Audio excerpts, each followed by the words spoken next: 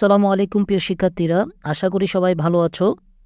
আজকে আমরা আলোচনা করব কিভাবে একটি মাত্র প্যারাগ্রাফ দিয়ে অনেকগুলো প্যারাগ্রাফ লেখা যায়। তোমরা স্ক্রিনে দেখতে পাচ্ছ কোন কোন প্যারাগ্রাফ আজকের একটি মাত্র প্যারাগ্রাফ দিয়ে লেখা সম্ভব। বিশেষ করে অল কাইন্ড অফ প্রবলেম অর্থাৎ সমস্যামূলক সকল প্যারাগ্রাফ আজকের এই একটি মাত্র প্যারাগ্রাফ দিয়ে তোমরা খুব সহজেই লিখতে পারবে। যেমন environment pollution, traffic jam, air pollution, drug addiction, water pollution, road accident, এই ধরনের সকল সমস্যামূলক প্যারাগ্রাফ তোমরা এই আজকের একটি মাত্র প্যারাগ্রাফের মাধ্যমে খুব সহজেই লিখতে পারবে।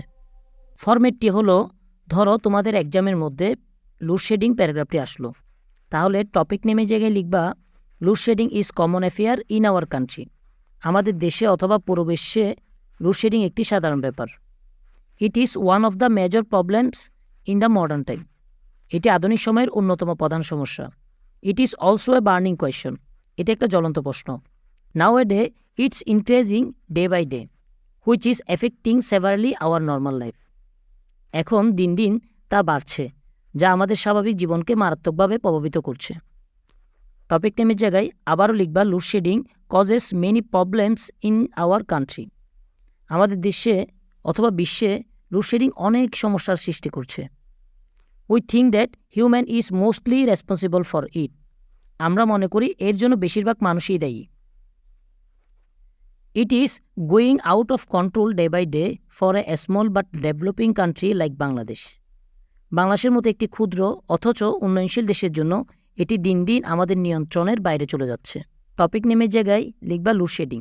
Load shedding is really a great obstruction for our living. Load shedding আমাদের জীবনযাত্রার জন্য সত্যিই একটি বাধা। We should find out the solution of it. এর সমাধান খুঁজে বের করতে হবে। Proper step should be taken to prevent it as early as possible.